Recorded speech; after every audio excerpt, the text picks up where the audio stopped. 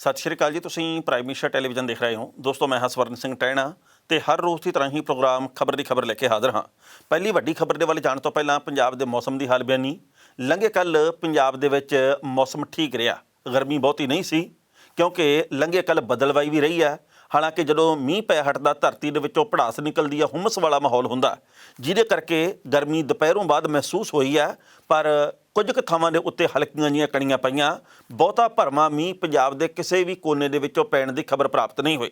ਮੌਸਮ ਵਿਭਾਗ ਨੇ ਗੱਲ ਕਹੀ ਹੈ ਕਿ ਆਉਂਦੇ 24 ਘੰਟਿਆਂ ਦੇ ਵਿੱਚ ਪੰਜਾਬ ਦੇ ਵਿੱਚ ਬੱਦਲ ਕਈ ਥਾਵਾਂ ਦੇ ਉੱਤੇ ਵਰ੍ਹ ਸਕਦਾ ਹੈ। ਜਿਸ ਤਰੀਕੇ ਦੇ ਨਾਲ ਪੰਜਾਬ ਦੇ ਵਿੱਚ ਮੌਸਮ ਇੱਕਦਮ ਬਦਲਿਆ 2-3 ਦਿਨਾਂ ਦੇ ਵਿੱਚ, ਉਸੇ ਤਰੀਕੇ ਨਾਲ ਹਰਿਆਣੇ ਦੇ ਵਿੱਚ ਵੀ ਗਰਮੀ ਘਟੀ ਹੈ ਕਿਉਂਕਿ ਹਰਿਆਣੇ ਵਿੱਚ ਵੀ ਕਈ ਥਾਵਾਂ 'ਤੇ ਮੀਂਹ ਪੈ ਗਿਆ। ਸੋ ਅੰਦਾਜ਼ਾ ਮੌਸਮ ਵਿਭਾਗ ਦਾ ਕਿ ਹੁਣ ਤਪਸ਼ ਦੇ ਦਿਨ ਘਟ ਜਾਣੇ ਆ। ਮੌਨਸੂਨ ਪਾਉਣਾ ਕਿਉਂਕਿ ਪੂਰੇ ਉੱਤਰੀ ਭਾਰਤ ਦੇ ਵਿੱਚ ਫੈਲਾਅ ਕਰ ਚੁੱਕੀਆਂ, ਇਸ ਕਰਕੇ ਲਗਾਤਾਰ ਰੁਕ ਕੇ ਮੀਂਹ ਪੈਂਦੇ ਰਹਿਣੇ ਆ। ਹੁਣ ਜਿਹੜੀ ਪਹਿਲੀ ਵੱਡੀ ਖਬਰ ਹੈ ਉਹ ਕਿਸਾਨ ਅੰਦੋਲਨ ਦੇ ਨਾਲ ਸੰਬੰਧਿਤ ਹੈ। ਕੋਈ ਇਸ ਗੱਲ ਦੇ ਉੱਤੇ ਟੀਚਰ ਵੀ ਕਰ ਸਕਦਾ, ਹੋਛੇ ਲੋਕਾਂ ਨੇ ਹੋਛੀ ਗੱਲ ਕਰਨੀ ਹੁੰਦੀ ਹਮੇਸ਼ਾ ਕਿ ਕਿਸਾਨ ਤਾਂ ਪਾਟ ਗਏ। ਵੈਸੇ ਤਾਂ ਅੱਜ ਕੱਲ੍ਹ ਇੱਕ ਦੌਰ ਚੱਲਦਾ, ਕਿਸੇ ਦੇ ਬਾਰੇ ਵੀ ਕੋਈ ਹੋਛੀ ਗੱਲ ਕਰੋ, ਸਵਾਦ ਲੈਣਾ। ਪਰ ਜੋ ਇਸ ਵਕਤ ਪੰਜਾਬ ਦੇ ਮੁੱਦੇ ਆ ਉਹ ਬੜੇ ਗੰਭੀਰ ਹੈਗੇ ਆ। ਜੋ ਕਿਸਾਨੀ ਦੇ, ਮਜ਼ਦੂਰਾਂ ਦੇ, ਬੇਰੁਜ਼ਗਾਰੀ ਦੇ, ਡਾਂਗਾਂ ਪੈਂਦੀਆਂ ਲੋਕਾਂ ਦੇ, ਇਹ ਇਹੋ ਜਿਹੇ ਮੁੱਦੇ ਆ ਜਿਹਦੇ ਉੱਤੇ ਸਾਨੂੰ ਬਹੁਤ ਸੰਜੀਦਗੀ ਨਾਲ ਵਿਚਾਰ ਕਰਨਾ ਬਣਦਾ ਕਿ ਪੰਜਾਬ ਜਾਊਗਾ ਕਿਹੜੇ ਪਾਸੇ, ਪੰਜਾਬ ਦਾ ਬਣਿਆ ਕੀ ਪਿਆ। ਜੇਕਰ ਦੇਸ਼ ਦੀ ਕਿਸਾਨੀ ਦਾ ਅੱਜ ਨਾ ਕੁਝ ਸੰਵਰਿਆ ਤਾਂ ਭਵਿੱਖ ਦੇ ਵਿੱਚ ਵੀ ਸਵਰਨ ਦੀ ਪੂਰਾ ਆਸ ਨਹੀਂ ਆ। ਦੂਜੀ ਮਹੱਤਵਪੂਰਨ ਗੱਲ ਇਹ ਹੈਗੀ ਆ ਕਿ ਜਿਸ ਤਰੀਕੇ ਦੇ ਨਾਲ ਕਿਸਾਨ ਅੰਦੋਲਨ ਦੇ ਵਿੱਚੋਂ ਖਬਰਾਂ ਨਿਕਲ ਕੇ ਆ ਰਹੀਆਂ, ਉਹਦੇ ਬਾਬਤ ਕੁਝ ਕੁ ਲੋਕ ਚਟਕਾਰੇ ਵੀ ਲੈਂਦੇ ਆ। ਕਈ ਲੋਕ ਗੱਲ ਕਹਿੰਦੇ ਵੀ ਕਿਸਾਨ ਤਾਂ ਇਕੱਠੇ ਹਨ ਹੀ ਨਹੀਂ, ਸਾਨੂੰ ਪਹਿਲਾਂ ਹੀ ਪਤਾ ਸੀ ਸੰਯੁਕਤ ਮੋਰਚਾ ਦਾ ਪਾਟੋ ਧਾੜ ਦਾ ਸ਼ਿਕਾਰ ਆ। ਉਹ ਜਿਹੜੇ ਆਪੇ ਬਣੇ ਬੁੱਧੀਜੀਵੀ ਆ, ਜੋ ਮਰਜ਼ੀ ਕਹੀ ਜਾਣ, ਪਰ ਗੱਲ ਅਸਲ ਦੇ ਵਿੱਚ ਇਹ ਹੈ ਵੀ ਏਜੰਡਾ ਇੱਕ ਹੋਣ ਦੇ ਕਰਕੇ 31 ਜਥੇਬੰਦੀਆਂ, 32 ਜਥੇਬੰਦੀਆਂ ਜਾਂ ਪੰਜਾਬੋਂ ਬਾਹਰਲੀਆਂ ਹੋਰ ਜਥੇਬੰਦੀਆਂ ਇੱਕ ਥਾਂ ਦੇ ਉੱਤੇ, ਇੱਕ ਮੰਚ ਦੇ ਉੱਤੇ ਖੜੀਆਂ। ਪਰ ਕਦੇ ਕਦਾਈ ਵਿਚਾਲੇ ਫਿੱਕ ਪੈਣ ਦੀ ਖਬਰ ਵੀ ਆਉਂਦੀ ਹੈ। ਵਿਚਾਰਧਾਰਕ ਤੌਰ ਦੇ ਉੱਤੇ ਮਤਭੇਦਾਂ ਦੀ ਖਬਰ ਆਉਂਦੀ ਹੈ। ਮਨਭੇਦ ਹੈਗੇ ਕਿ ਨਹੀਂ ਹੈਗੇ ਸਾਨੂੰ ਇਸ ਥਾਂ ਦੇ ਉੱਤੇ ਬੈਠ ਕੇ ਨਹੀਂ ਪਤਾ, ਪਰ ਮਤਭੇਦਾਂ ਦੇ ਵਿੱਚੋਂ ਇੱਕ ਖਬਰ ਨਿਕਲ ਕੇ ਸਾਹਮਣੇ ਆਈ ਹੈ ਕਿ ਗੁਰਨਾਮ ਸਿੰਘ ਚੜੂਨੀ ਨੂੰ ਸੰਯੁਕਤ ਕਿਸਾਨ ਮੋਰਚੇ ਨੇ ਬਾਹਰ ਦਾ ਰਸਤਾ ਦਿਖਾਤਾ। ਗੁਰਨਾਮ ਸਿੰਘ ਚੜੂਨੀ ਨੂੰ 7 ਦਿਨ ਦੇ ਵਾਸਤੇ ਮੋਰਚੇ ਵਿੱਚੋਂ ਪਰੇ ਕੀਤਾ ਗਿਆ, ਸਸਪੈਂਡ ਕੀਤਾ ਗਿਆ। 7 ਦਿਨ ਉਹ ਮੋਰਚੇ ਦੀ ਕਿਸੇ ਵੀ ਸਟੇਜ ਦੇ ਉੱਤੇ ਨਹੀਂ ਚੜ੍ਹ ਸਕਣਗੇ, ਨਾ ਤਾਂ ਸਿੰਘੂ ਬਾਰਡਰ ਵਾਲੀ, ਨਾ ਟਿਕਰੀ ਵਾਲੀ, ਨਾ ਗਾਜ਼ੀਪੁਰ ਵਾਲੀ, ਨਾ ਹੀ ਜਿੱਥੇ ਕਿਤੇ ਹੋਰ ਸਟੇਜਾਂ ਲੱਗੀਆਂ। ਸੋ ਇਹਦੇ ਨਾਲ ਬਹੁਤ ਸਾਰੇ ਸਵਾਲ ਪੈਦਾ ਹੁੰਦੇ ਆ ਕਿ ਕੀ ਇੱਦਾਂ ਕਿਸਾਨੀ ਅੰਦੋਲਨ ਜਿੱਤਿਆ ਜਾਊਗਾ। ਲੋਕਾਂ ਦੇ ਮਨ ਦੇ ਸਵਾਲ ਆ। ਲੋਕਾਂ ਦੇ ਸਵਾਲਾਂ ਦੇ ਉੱਤੇ ਅਸੀਂ ਟਿੱਪਣੀ ਇਹੀ ਕਰ ਸਕਦੇ ਹਾਂ ਕਿ ਫਿਲਹਾਲ ਸਾਨੂੰ ਇਕੱਠੇ ਹੋ ਕੇ ਹਮਲਾ ਮਾਰਨਾ ਚਾਹੀਦਾ ਬਾਰਡਰ ਦੇ ਵੱਲ। ਕੱਲੀ ਨਗੋਸ਼ ਤੇ ਕੱਲੀ ਰਾਏ ਦੀ ਕੋਈ ਤੁਕ ਜੀ ਬਣਦੀ ਨਹੀਂ, ਵੈਸੇ ਮੇਰੀ ਨਿੱਜੀ ਰਾਏ ਇਹ। ਦੂਜੀ ਗੱਲ ਇਹ ਹੈ ਕਿ ਗੁਰਨਾਮ ਸਿੰਘ ਚੜੂਨੀ ਨੇ ਇਸ ਗੱਲ ਨੂੰ, ਇਸ ਫਤਵੇ ਨੂੰ ਹੱਸ ਕੇ ਸਵੀਕਾਰ ਕੀਤਾ। ਉਹਨਾਂ ਨੇ ਕਿਹਾ ਜੀ ਕਿ ਜੇਕਰ ਮੇਰੀ ਗੱਲ ਕਹਿਣੀ ਤੁਹਾਨੂੰ ਠੀਕ ਨਹੀਂ ਲੱਗਦੀ ਤੇ 7 ਦਿਨ ਮੇਰੇ ਪਰੇ ਹੋਣ ਦੇ ਨਾਲ ਮਸਲਾ ਹੱਲ ਹੁੰਦਾ ਤਾਂ ਭਾਈ ਮੈਂ 8ਵੇਂ ਦਿਨ ਆ ਜਾਊਂਗਾ। ਪਰ ਉਹਨਾਂ ਨੇ ਵੀ ਗੱਲ ਕਹੀ ਹੈ ਜੀ ਕਿ ਮੈਂ ਆਪਣੇ ਵਿਚਾਰ ਰੱਖੇ ਸੀ, ਮੈਂ ਕਦੇ ਇਹ ਨਹੀਂ ਕਿਹਾ ਕਿ ਮੈਨੂੰ ਪੰਜਾਬ ਦਾ ਮੁੱਖ ਮੰਤਰੀ ਬਣਾ ਦਿਓ। ਮਸਲਾ ਅਸਲ ਦੇ ਵਿੱਚ ਇਹ ਆ, ਕੁਝ ਦਿਨ ਪਹਿਲਾਂ ਗੁਰਨਾਮ ਸਿੰਘ ਚੜੂਨੀ ਨੇ ਕਿਹਾ ਸੀ ਕਿ ਪੰਜਾਬ ਦੇ ਕਿਸਾਨਾਂ ਨੂੰ ਆਪਣੀ ਇੱਕ ਰਾਜਨੀਤਿਕ ਪਾਰਟੀ ਬਣਾਉਣੀ ਚਾਹੀਦੀ ਹੈ। ਉਹ ਪਾਰਟੀ ਬਣਾ ਕੇ ਆਪਣੇ ਬੰਦੇ ਖੜੇ ਕਰਕੇ ਵਿਧਾਨ ਸਭਾ ਦੀਆਂ ਚੋਣਾਂ ਲੜਨੀਆਂ ਚਾਹੀਦੀਆਂ। ਉਹ ਜਦੋਂ ਆਪਾਂ ਚੋਣਾਂ ਲੜਾਂਗੇ ਤੇ ਉਸ ਤੋਂ ਬਾਅਦ ਅਸੀਂ ਕੇਂਦਰ ਦੀ ਸਰਕਾਰ ਦੇ ਉੱਤੇ ਦਬਾਅ ਵੀ ਬਣਾ ਸਕਾਂਗੇ। ਹੁਣ ਅਸੀਂ ਇਹ ਗੱਲ ਕਹਿੰਦੇ ਜੀ ਕਿ ਫਲਾਣੀ ਥਾਂ ਦੇ ਉੱਤੇ ਜਾ ਕੇ ਅਸੀਂ ਬੀਜੇਪੀ ਹਰਾਵਾਂਗੇ। ਕੀ ਪਤਾ ਉਹਨੂੰ ਬੀਜੇਪੀ ਨੂੰ ਹਰਾਉਂਦੇ ਅਸੀਂ ਉਸ ਧਿਰ ਨੂੰ ਜਿਤਾ ਬੈਠੀਏ ਜਿਹੜੀ ਖੁਦ ਕਿਸਾਨੀ ਦੇ ਹੱਕ ਦੇ ਵਿੱਚ ਨਹੀਂ। ਉਸ ਤੋਂ ਬਾਅਦ ਸੰਯੁਕਤ ਕਿਸਾਨ ਮੋਰਚੇ ਦੇ ਕਈ ਆਗੂਆਂ ਨੇ ਗੱਲ ਕਹੀ ਕਿ ਗੁਰਨਾਮ ਸਿੰਘ ਚੜੂਨੀ ਦੇ ਇਹਨਾਂ ਬਿਆਨਾਂ ਦੇ ਕਰਕੇ ਕੇਂਦਰ ਦੀ ਸਰਕਾਰ ਨੂੰ ਤੇ ਬਾਕੀ ਰਾਜਨੀਤਿਕ ਪਾਰਟੀਆਂ ਨੂੰ ਸਾਡੇ ਉੱਤੇ ਸ਼ਬਦਕ ਵਾਰ ਕਰਨ ਦਾ ਮੌਕਾ ਮਿਲ ਜਾਂਦਾ ਹੈ ਕਿ ਇਹ ਤਾਂ ਬੈਠੇ ਹੀ ਇੱਥੇ ਸਿਰਫ ਤੇ ਸਿਰਫ ਚੋਣਾਂ ਲੜਨ ਦੀ ਖਾਤਰ ਹੈ। ਇਹਨਾਂ ਦੇ ਮਨਸੂਬੇ ਸਿਰਫ ਤੇ ਸਿਰਫ ਪੰਜਾਬ ਵਿਧਾਨ ਸਭਾ ਦੀਆਂ ਚੋਣਾਂ, ਇਹ ਸਿਰਫ MLA ਬਣਨ ਦੀ ਖਾਤਰ ਇੱਥੇ ਬੈਠੇ ਆ। ਅੱਜ ਸੰਯੁਕਤ ਮੋਰਚੇ ਨੇ ਇਹ ਗੱਲ ਕਹੀ ਹੈ ਵੀ ਅਸੀਂ ਚੜੂਨੀ ਸਾਹਿਬ ਨੂੰ ਕਈ ਵਾਰ ਕਿਹਾ ਸੀ ਕਿ ਰਾਜਨੀਤਿਕ ਬਿਆਨ ਨਾ ਦਿਓ, ਪਰ ਉਹ ਨਹੀਂ ਹਟੇ, ਜਿਹਦੇ ਕਰਕੇ ਉਹਨਾਂ ਨੂੰ ਸਸਪੈਂਡ ਕੀਤਾ ਗਿਆ। ਹੁਣ ਲੋਕਾਂ ਦੇ ਮਨ ਦੇ ਵਿੱਚ 100 ਕਿਸਮ ਦੇ ਵਿਚਾਰ ਆ। ਲੋਕ ਇਹ ਵੀ ਗੱਲ ਕਹਿੰਦੇ ਵੀ ਗੁਰਨਾਮ ਸਿੰਘ ਚੜੂਨੀ ਨੇ ਕੋਈ ਮਾੜੀ ਗੱਲ ਨਹੀਂ ਕਹੀ, ਉਹਨਾਂ ਨੇ ਰਾਏ ਪੇਸ਼ ਕੀਤੀ। ਮੈਂ ਤੁਹਾਨੂੰ ਕਹਿ ਦਿੰਦਾ ਕਿ ਤੁਹਾਨੂੰ ਚੋਣ ਲੜ ਲੈਣੀ ਚਾਹੀਦੀ ਆ। ਲੜਨੀ ਜਾਂ ਨਾ ਲੜਨੀ ਤਾਂ ਤੁਹਾਡੀ ਮਰਜ਼ੀ ਆ, ਵੋਟ ਪਾਉਣੀ ਨਾ ਪਾਉਣੀ ਵੀ ਤੁਹਾਡੀ ਮਰਜ਼ੀ ਆ। ਸੋ ਇੱਦਾਂ ਦੇ ਖਿਆਲ ਹੈਗੇ ਆ। ਖਿਆਲ ਸਭ ਦੇ ਆਪੋ ਆਪਣੇ ਆ, ਪਰ ਇਸ ਮਾਮਲੇ ਦੇ ਉੱਤੇ ਕਿਤੇ ਹਰਿਆਣੇ ਤੇ ਪੰਜਾਬ ਦੇ ਕਿਸਾਨਾਂ ਵਿੱਚ ਫਿੱਕ ਨਾ ਪੈਦਾ ਹੋ ਜੇ, ਇਹ ਵੀ ਸਵਾਲ ਪੈਦਾ ਹੁੰਦਾ। ਇਹਦੇ ਵਿੱਚ ਕੋਈ ਦੋ ਰਾਏ ਨਹੀਂ ਕਿ ਜੇਕਰ ਇਸ ਵਕਤ ਟਿਕਰੀ ਤੇ ਸਿੰਘੂ ਬਾਰਡਰ ਦੇ ਉੱਤੇ ਕਿਸਾਨ ਬੈਠੇ ਆ, ਮੈਂ ਗਾਜ਼ੀਪੁਰ ਦੀ ਗੱਲ ਤਾਂ ਨਹੀਂ ਕਰ ਰਿਹਾ ਕਿਉਂਕਿ ਉੱਥੇ ਯੂਪੀ ਦੇ ਕਿਸਾਨ ਵੱਡੀ ਗਿਣਤੀ 'ਚ ਹੈਗੇ, ਉਹ ਵੀ ਸਤਿਕਾਰਯੋਗ ਆ। ਪਰ ਜੇਕਰ ਮੰਨ ਲਓ ਹਰਿਆਣੇ ਦੇ ਕਿਸਾਨ ਪੈਰ ਪਿੱਛੇ ਨੂੰ ਖਿੱਚ ਲੈਣ ਤਾਂ ਸਾਡੇ ਪਿੰਡ ਪੱਲੇ ਬਹੁਤਾ ਕੁਝ ਨਹੀਂ ਆ। ਇਸ ਕਰਕੇ ਹਰਿਆਣੇ ਦੀ ਤੇ ਪੰਜਾਬ ਦੀ ਸਾਂਝ ਬਰਕਰਾਰ ਰਹਿਣੀ ਚਾਹੀਦੀ ਹੈ। 3-4 ਸੂਬਿਆਂ ਦੇ ਵਿੱਚ ਤਾਂ ਕਿਸਾਨ ਅੰਦੋਲਨ ਸਿਰਮੌਰ ਆ, ਸਿਖਰ ਦੇ ਉੱਤੇ ਆ। ਉਹਦੇ ਵਿੱਚੋਂ ਵੀ ਜੇਕਰ 2 ਸੂਬਿਆਂ ਦੇ ਆਪਸ ਦੇ ਵਿੱਚ ਵਿਚਾਰਧਾਰਕ ਮਤਭੇਦ ਪੈਦਾ ਹੋ ਗਏ ਤਾਂ ਕੇਂਦਰ ਦੀ ਸਰਕਾਰ ਨੂੰ ਮੌਜ ਲੱਗ ਜਾਣੀ ਆ। ਉਹ ਤਾਂ ਇਹ ਗੱਲ ਚਾਹੁੰਦੇ ਆ ਕਿ ਆਪਸ ਦੇ ਵਿੱਚ ਲੜੀ ਜਾਣ, ਭਿੜੀ ਜਾਣ, ਮਸਲੇ ਦਾ ਹੱਲ ਹੋਵੇ ਹੀ ਨਾ। ਇਹ ਆਪੇ ਖਿੰਡ ਕੇ ਅੱਧੇ ਕੁ ਚਲੇ ਜਾਣ ਪਹਿਲਾਂ, ਅੱਧੇ ਕੁ ਚਲੇ ਜਾਣ ਬਾਅਦ ਦੇ ਵਿੱਚ, ਇੱਕ ਦੂਜੇ ਨੂੰ ਗਾਲਾਂ ਕੱਢੀ ਜਾਣ ਤੇ ਗੱਲ ਖਤਮ। ਪਰ ਚੜੂਨੀ ਹੋਰਾਂ ਦਾ ਇਹ ਵੱਡਪਣ ਆ। ਉਹਨਾਂ ਨੇ ਕਿਹਾ ਜੀ ਕਿ ਅਸੀਂ ਪਿੱਛੇ ਹਟਣ ਵਾਲਿਆਂ 'ਚੋਂ ਨਹੀਂ, ਅੰਦੋਲਨ ਲਗਾਤਾਰ ਜਾਰੀ ਰਹੂਗਾ, ਅੰਦੋਲਨ ਨੂੰ ਅਸੀਂ ਸਫਲ ਕਰਕੇ ਛੱਡਾਂਗੇ।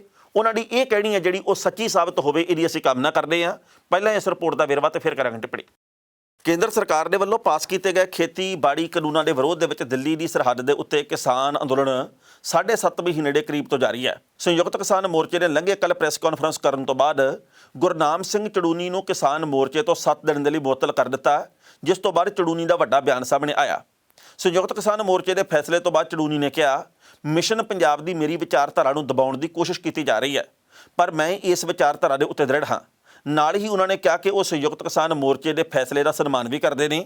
ਉਹਨਾਂ ਕਿਹਾ ਕਿ ਮੋਰਚਾ ਜੋ ਵੀ ਫੈਸਲਾ ਲੈਂਦਾ ਹੈ ਉਸ ਫੈਸਲੇ ਦੇ ਤਹਿਤ ਹੀ ਕੰਮ ਕੀਤਾ ਜਾਵੇਗਾ।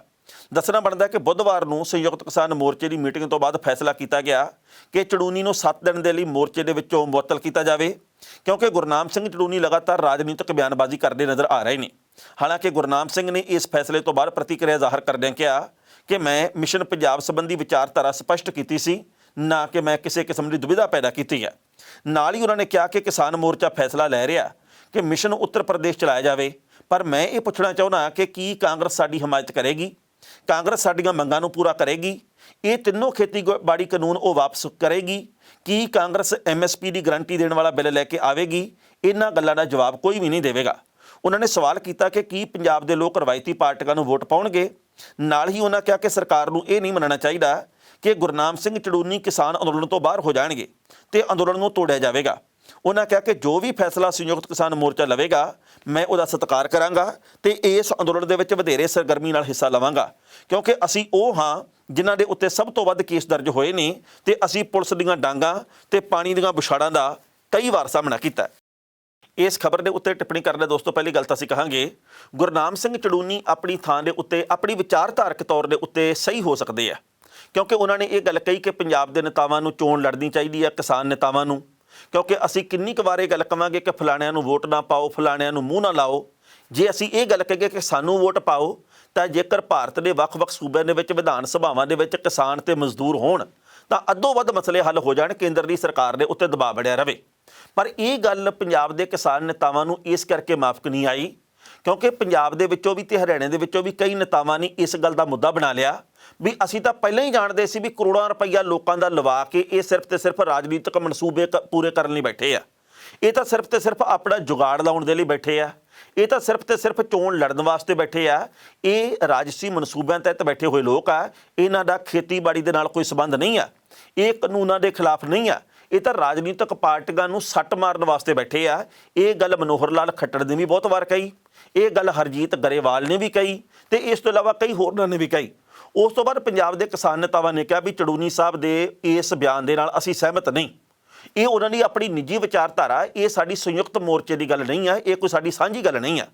ਬਲਵੀਰ ਸਿੰਘ ਰਾਜੇਵਾਲ ਨੇ, ਦਰਸ਼ਨਪਾਲ ਸਿੰਘ ਹੋਰਾਂ ਨੇ ਤੇ ਬਾਕੀ ਕਿਸਾਨ ਨੇਤਾਵਾਂ ਨੇ ਗੱਲ ਕਹੀ ਕਿ ਪਹਿਲ ਪਲੱਕੜਾ ਸਾਡਾ ਮਨੋਰਥ ਇਹ ਆ ਕਿ ਅਸੀਂ ਖੇਤੀਬਾੜੀ ਕਾਨੂੰਨ ਰੱਦ ਕਰਵਾਈਏ, MSP ਦੀ ਲਿਖਤੀ ਤੌਰ ਤੇ ਗਰੰਟੀ ਲੱਗੇ, ਉਸ ਤੋਂ ਬਾਅਦ ਅਸੀਂ ਪੰਜਾਬ ਦੇ ਬਾਰੇ ਫੈਸਲਾ ਲਵਾਂਗੇ, ਉਹ ਵੀ ਸਾਂਝਾ ਫੈਸਲਾ ਲਵਾਂਗੇ ਵੀ ਚੋਣ ਕੋਈ ਲੜਦੀ ਆ ਕਿ ਨਹੀਂ ਲੜਦੀ। ਪਰ ਇਸ ਵਕਤ ਰਾਜਨੀਤਿਕ ਲੋਕਾਂ ਨੂੰ ਅਸੀਂ ਨਿਸ਼ਾਨੇ ਲਾਉਣ ਦਾ ਮੌਕਾ ਨਹੀਂ ਦੇਣਾ। ਇਸ ਦੇ ਬਾਵਜੂਦ ਚੜੂਨੀ ਸਾਹਿਬ ਨੇ ਇੱਕ ਦੋ ਵਾਰ ਵੱਖ-ਵੱਖ ਇੰਟਰਵਿਊਆਂ ਦੇ ਵਿੱਚ ਇਹ ਗੱਲ ਕਹੀ ਕਿ ਮੈਂ ਕਿਹੜਾ ਖੁਦ ਮੁੱਖ ਮੰਤਰੀ ਬਣਨਾ, ਇਹਨਾਂ ਨੂੰ ਆਪੇ ਫੈਸਲਾ ਕਰਨਾ ਚਾਹੀਦਾ।